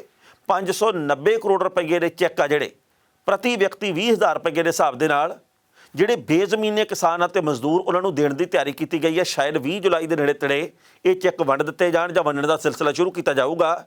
ਯਾਨੀ ਕਿ ਸਰਕਾਰਾਂ ਵੀ ਜਾਣਦੀਆਂ, ਰਾਜਨੀਤਿਕ ਪਾਰਟੀਆਂ ਜਾਣਦੀਆਂ ਵੀ ਜੇਕਰ ਅਸੀਂ 6 ਮਹੀਨੇ ਜਦੋਂ ਬਾਕੀ ਰਹਿੰਦੇ ਹੋਏ ਸਰਕਾਰ ਦੇ ਵਿੱਚ ਉਦੋਂ ਲੋਕਾਂ ਦੀ ਗੱਲ ਸੁਣਾਂਗੇ, ਉਹੀ ਚੇਤੇ ਰਹਿੰਦੀ ਹੈ, ਬਾਕੀ ਗੱਲ ਚੇਤੇ ਦੇ ਵਿੱਚੋਂ ਕਿਰ ਜਾਂਦੀ ਹੈ। ਸੋ ਚਾਹੀਦਾ ਤਾਂ ਇਹ ਹੈ ਕਿ ਪੂਰੇ 5 ਸਾਲ ਵਾਅਦੇ ਪੂਰੇ ਕੀਤੇ ਜਾਣ, ਪਰ ਇੱਦਾਂ ਹੋਇਆ ਨਹੀਂ ਕਦੇ, ਪਤਾ ਨਹੀਂ ਕਦੋਂ ਹੋਊਗਾ। ਬੇਅਦਬੀ ਕਾਂਡ ਤੇ ਗੋਲੀ ਕਾਂਡ ਦੇ ਮਾਮਲੇ ਦੇ ਵਿੱਚ ਇਨਸਾਫ ਵਾਲੇ ਦੂਰ ਦੀ ਕੌਡੀ ਜਾਪ ਰਹੀ ਹੈ। ਲੰਘੇ ਕੱਲ੍ਹ ਗਿਆਨੀ ਹਰਪ੍ਰੀਤ ਸਿੰਘ ਜਿਹੜੇ ਕਿ ਅਕਾਲ ਤਖਤ ਸਾਹਿਬ ਦੇ ਕਾਰਜਕਾਰੀ ਜਥੇਦਾਰ ਆ, ਉਹਨਾਂ ਦੇ ਵੱਲੋਂ ਬਹੁਤ ਵੱਡੇ ਦੋਸ਼ ਲਾਏ ਗਏ ਆ। ਉਹਨਾਂ ਨੇ ਅਸਲ ਦੇ ਵਿੱਚ ਰਾਜਨੀਤਿਕ ਪਾਰਟੀਆਂ ਦੇ ਉੱਤੇ ਉਂਗਲ ਚੁੱਕੀ ਹੈ। ਉਹ ਕਹਿੰਦੇ ਵੀ ਡੇਰਾ ਸਿਰਸਾ ਮੁਖੀ ਨੂੰ ਇਸ ਕਰਕੇ ਇਸ ਵਕਤ ਤੱਕ ਸਜ਼ਾ ਨਹੀਂ ਮਿਲੀ ਬੇਅਦਬੀ ਦੇ ਮਾਮਲੇ ਦੇ ਵਿੱਚ, ਕਿਉਂਕਿ ਉਹਦੇ ਨਾਲ ਵੱਡੀ ਗਿਣਤੀ ਦੇ ਵਿੱਚ ਵੋਟ ਬੈਂਕ ਜੁੜੀ ਹੈ ਤੇ ਰਾਜਨੀਤਿਕ ਪਾਰਟੀਆਂ ਨੂੰ ਉਸ ਵੋਟ ਬੈਂਕ ਦੀ ਜ਼ਰੂਰਤ ਹੈ। ਉਹਨਾਂ ਨੇ ਤਾਂ ਇਹ ਵੀ ਗੱਲ ਕਹੀ ਹੈ ਵੀ SIT ਦੇ ਵੱਲੋਂ ਆਪਣੀ ਰਿਪੋਰਟ ਦੇ ਵਿੱਚੋਂ ਗੁਰਮੀਤ ਰਾਮ ਰਹੀਮ ਦਾ ਨਾਂ ਕੱਢ ਦਿੱਤਾ ਗਿਆ। ਇਹ ਵੱਖਰੀ ਗੱਲ ਹੈ ਵੀ ਬਾਅਦ ਦੇ ਵਿੱਚ SIT ਦੇ ਮੁਖੀ ਦੇ ਵੱਲੋਂ ਕਿਹਾ ਗਿਆ, ਨਵੀਂ SIT ਦੇ ਮੁਖੀ ਦੇ ਵੱਲੋਂ, ਕਿ ਨਾਂ ਬਿਲਕੁਲ ਨਹੀਂ ਕੱਢਿਆ ਤੇ ਸਾਡੀ ਟੀਮ ਪੂਰੀ ਸਰਗਰਮੀ ਨਾਲ ਆਪਣਾ ਕੰਮਕਾਜ ਜਾਰੀ ਰੱਖ ਰਹੀ ਹੈ। ਪਰ ਹੁਣ ਸਵਾਲ ਇਹ ਪੈਦਾ ਹੁੰਦਾ ਵੀ ਗੁਰਮੀਤ ਰਾਮ ਰਹੀਮ ਦਾ ਨਾਂ ਤਾਂ ਵੱਜਦਾ ਹੁਣ, ਇਸ ਤੋਂ ਪਹਿਲਾਂ ਜਦੋਂ ਅਕਾਲੀ ਦਲ ਭਾਜਪਾ ਗੱਠਜੋੜ ਦੀ ਸਰਕਾਰ ਸੀ, ਬੇਅਦਬੀ ਕਾਂਡ ਤੇ ਗੋਲੀ ਕਾਂਡ ਉਦੋਂ ਹੋਇਆ। ਉਸ ਤੋਂ ਬਾਅਦ ਵੀ ਲੰਮਾ ਸਮਾਂ ਸਰਕਾਰ ਰਹੀ ਹੈ ਅਕਾਲੀ ਦਲ ਦੀ, ਯਾਨੀ ਕਿ ਗਿਆਨੀ ਹਰਪ੍ਰੀਤ ਸਿੰਘ ਦੇ ਦੋਸ਼ਾਂ ਦੇ ਮੁਤਾਬਕ ਇਹ ਗੱਲ ਕਹੀ ਜਾ ਸਕਦੀ ਹੈ ਕਿ ਕਾਂਗਰਸ ਨੇ ਵੀ ਕੁਝ ਨਹੀਂ ਕੀਤਾ ਤੇ ਪਿਛਲੀ ਸਰਕਾਰ ਨੇ ਵੀ ਇਸ ਮਾਮਲੇ 'ਚ ਕੁਝ ਨਹੀਂ ਕੀਤਾ। ਤੇ ਪਹਿਲਾਂ ਇਸ ਰਿਪੋਰਟ ਦਾ ਵੇਰਵਾ ਤੇ ਫਿਰ ਕਰਾਂਗੇ ਟਿੱਪਣੀ। ਫਰੀਦਕੋਟ ਦੀ ਅਦਾਲਤ ਦੇ ਵਿੱਚ ਪੰਜਾਬ ਸਰਕਾਰ ਦੇ ਵੱਲੋਂ ਗਠਿਤ ਕੀਤੀ ਗਈ SIT ਦੇ ਵੱਲੋਂ ਪੇਸ਼ ਕੀਤੇ ਚਲਾਨ ਦੇ ਵਿੱਚੋਂ ਡੇਰਾ ਸਿਰਸਾ ਮੁਖੀ ਗੁਰਮੀਤ ਰਾਮ ਰਹੀਮ ਦਾ ਨਾਂ ਕੱਢਣ ਤੇ ਅਕਾਲ ਤਖਤ ਸਾਹਿਬ ਦੇ ਜਥੇਦਾਰ ਗਿਆਨੀ ਹਰਪ੍ਰੀਤ ਸਿੰਘ ਨੇ ਤਿੱਖਾ ਇਤਰਾਜ਼ ਪ੍ਰਗਟਾਇਆ। ਜਥੇਦਾਰ ਨੇ ਕਿਹਾ ਕਿ 63 ਨੰਬਰ ਪਰਚੇ ਦੇ ਵਿੱਚ ਡੇਰਾ ਮੁਖੀ ਨੂੰ ਨਾਮਜ਼ਦ ਕੀਤਾ ਗਿਆ ਸੀ। ਹਾਈ ਕੋਰਟ ਨੇ ਕਿਹਾ ਸੀ ਕਿ ਬਰਗਾੜੀ ਤੇ ਬੁਰਜ ਜਵਾਹਰ ਸਿੰਘ ਵਾਲਾ ਕੇਸ ਇੱਕੋ ਜਿਹੇ ਨੇ, ਪਰ ਸਿੱਟ ਦੇ 128 ਨੰਬਰ ਪਰਚੇ ਦੇ ਵਿੱਚ ਜੋ 2 ਦਿਨ ਪਹਿਲਾਂ ਚਲਾਨ ਪੇਸ਼ ਕੀਤਾ ਗਿਆ ਉਹਦੇ ਵਿੱਚ ਡੇਰਾ ਮੁਖੀ ਨੂੰ ਸ਼ਾਮਲ ਨਾ ਕਰਨਾ ਵੱਡੀ ਸਾਜ਼ਿਸ਼ ਦੇ ਵੱਲ ਇਸ਼ਾਰਾ ਕਰਦਾ ਹੈ। ਉਹਨਾਂ ਨੇ ਕਿਹਾ ਕਿ 2022 ਦੀਆਂ ਚੋਣਾਂ ਵਿੱਚ ਕਾਂਗਰਸ ਸਰਕਾਰ ਇਹ ਤੋਂ ਲਾਹਾ ਲੈਣਾ ਚਾਹੁੰਦੀ ਹੈ, ਇਸ ਲਈ ਇਸ ਮਾਮਲੇ ਤੇ ਸਿਆਸਤ ਹੋ ਰਹੀ ਹੈ। ਜਥੇਦਾਰ ਨੇ ਮੰਗ ਕੀਤੀ ਕਿ ਡੇਰਾ ਮੁਖੀ ਨੂੰ ਹਰਿਆਣੇ ਦੀ ਜੇਲ੍ਹ ਦੇ ਵਿੱਚੋਂ ਲਿਆ ਕੇ ਪੰਜਾਬ ਦੇ ਵਿੱਚ ਪੁੱਛਗਿੱਛ ਕੀਤੀ ਜਾਵੇ। ਇਹਦੇ ਨਾਲ ਹੀ ਇਹਦੇ ਵਿੱਚ ਕੇਂਦਰ ਸਰਕਾਰ ਦੀ ਮਿਲੀ ਭੁਗਤ ਦਾ ਵੀ ਸ਼ੱਕ ਪੈਦਾ ਹੋ ਰਿਹਾ। ਇਸ ਖਬਰ ਦੇ ਉੱਤੇ ਟਿੱਪਣੀ ਕਰਨ ਦੋਸਤੋ ਪਹਿਲੀ ਗੱਲ ਤਾਂ ਅਸੀਂ ਕਹਾਂਗੇ, ਜਿਸ ਤਰੀਕੇ ਦੇ ਨਾਲ ਡੇਰਾ ਸਿਰਸਾ ਦੇ ਮੁਖੀ ਦੇ ਵੱਲੋਂ ਦੋਸ਼ ਲਾਏ ਗਏ ਆ, ਇਹਨਾਂ ਦੋਸ਼ਾਂ ਦੇ ਉੱਤੇ ਹੈਰਾਨੀ ਹੋਣੀ ਕੁਦਰਤੀ ਹੈ, ਕਿਉਂਕਿ ਇਹ ਦੋਸ਼ ਹੁਣ ਲਾਏ ਗਏ ਆ ਵੋਟਾਂ ਦੇ ਮੌਕੇ। ਪਿਛਲੀ ਸਰਕਾਰ ਦੇ ਮੌਕੇ ਉਹ ਕਿਸੇ ਵੀ ਰੁਤਬੇ ਦੇ ਉੱਤੇ ਸੀ ਜਾਂ ਵੱਖ-ਵੱਖ ਪੰਥਕ ਜਥੇਬੰਦੀਆਂ ਦੇ ਉੱਤੇ ਵੀ ਉਹਨਾਂ ਨੇ ਹੁਣ ਸਵਾਲ ਕੀਤੇ ਆ। ਉਹ ਕਹਿੰਦੇ ਵੀ ਉਹਨਾਂ ਦੇ ਵੱਲੋਂ ਵੀ ਇਸ ਮੁੱਦੇ ਨੂੰ ਕਦੇ ਢੁਕਵੇਂ ਤਰੀਕੇ ਨਾਲ ਚੁੱਕਿਆ ਨਹੀਂ ਗਿਆ, ਚੁੱਕਣਾ ਚਾਹੀਦਾ ਸੀ, ਇਹਦੇ ਵਿੱਚ ਕੋਈ ਦੋ ਰਾਇ ਨਹੀਂ। ਪਰ ਇਹ ਵੀ ਸਮੇਂ-ਸਮੇਂ ਤੇ ਦੋਸ਼ ਲੱਗਦੇ ਰਹੇ ਆ, ਕਈ ਰਾਜਨੀਤਿਕ ਪਾਰਟੀਆਂ ਦੇ ਲੋਕ ਲਾਉਂਦੇ ਆ ਵੀ ਜਥੇਦਾਰ ਸਾਹਿਬਾਨ ਆ ਜਿਹੜੇ ਉਹ ਵੀ ਰਾਜਨੀਤਿਕ ਰੰਗਣ ਦੇ ਵਿੱਚ ਰੰਗੇ ਹੋਏ ਆ। ਇਹਨਾਂ ਦੋਸ਼ਾਂ ਤੋਂ ਮੁਨਕਰ ਵੀ ਨਹੀਂ ਹੋਇਆ ਜਾ ਸਕਦਾ, ਕੋਈ ਇਹ ਨਹੀਂ ਕਹਿ ਸਕਦਾ ਵੀ ਇਹ ਦੋਸ਼ ਗਲਤ ਆ ਜਾਂ ਇੱਦਾਂ ਨਹੀਂ ਆ।